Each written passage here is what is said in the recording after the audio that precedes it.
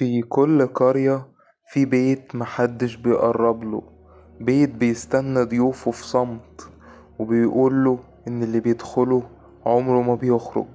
لكن اللي دخل المرة دي شاف الموت. دي مش مجرد حكاية، دي زيارة من اللي ما بيرجعوش تاني.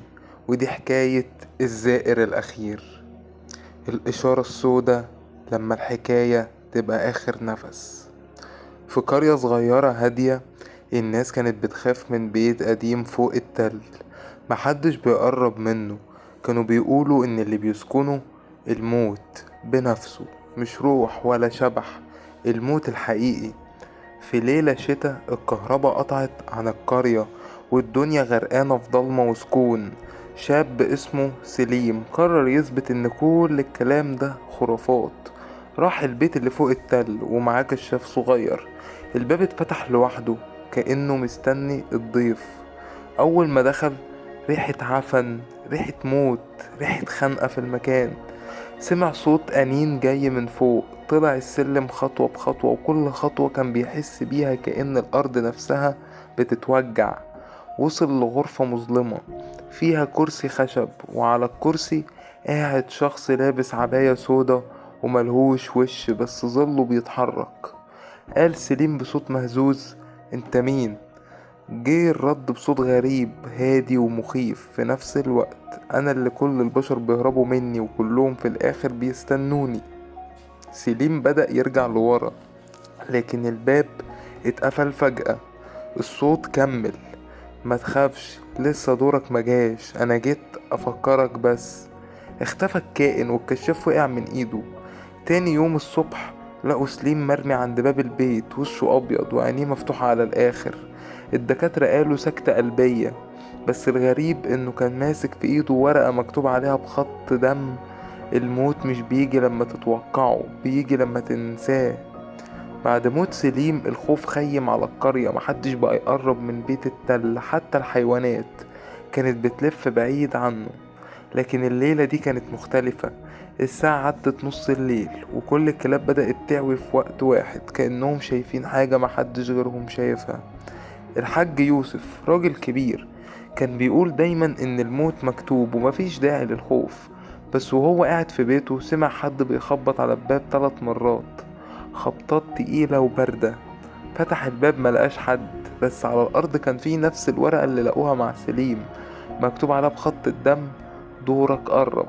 قفل الباب بسرعة وقعد يقرأ قرآن، صوته عمال يترعش. بعد دقايق النور اتطفى والهوا برد فجأة. من ركن الأوضة سمع همس خفيف بيقوله: يوسف، أنا وعدتك، أنا جاي أفكرك.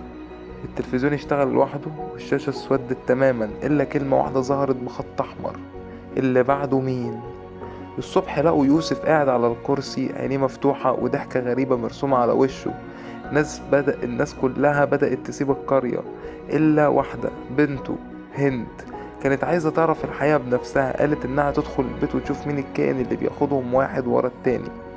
في الليلة اللي بعدها هند دخلت البيت والباب اتقفل وراها. سمعوا بعدها صرخة واحدة بس، وبعدها سكوت تام. بعد ما هند اختفت القرية بقت خالية تقريبا. الليل هناك مبقاش ساكت، كل يوم في نفس. الساعة بعد منتصف الليل الناس اللي لسه عايشة كانت بتسمع صرخة جاية من فوق التل. الكل بيقفل الشبابيك وبيطفوا النور وبيتظاهروا انهم مش سامعين اي حاجة. لكن في يوم راجل غريب جه القرية، قال انه شيخ بيدور على البيت اللي بيسكنه الموت. دخل التل ومعاه مصحف صغير وقال لأهل القرية: لو انا مرجعتش ما تحاولوش تفتحوا الباب ابدا. دخل الشيخ البيت، الباب اتقفل وراه زي ما بيحصل دايما.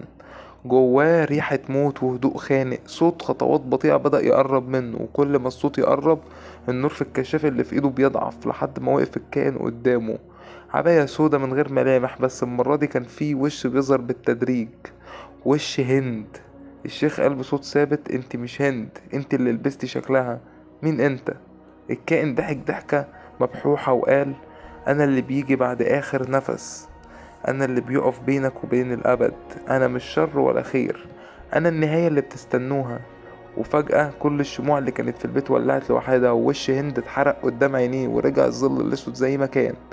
بس قبل ما يختفي سمع صوته بيقول: البيت ده مش بيقتل، البيت ده بيختار.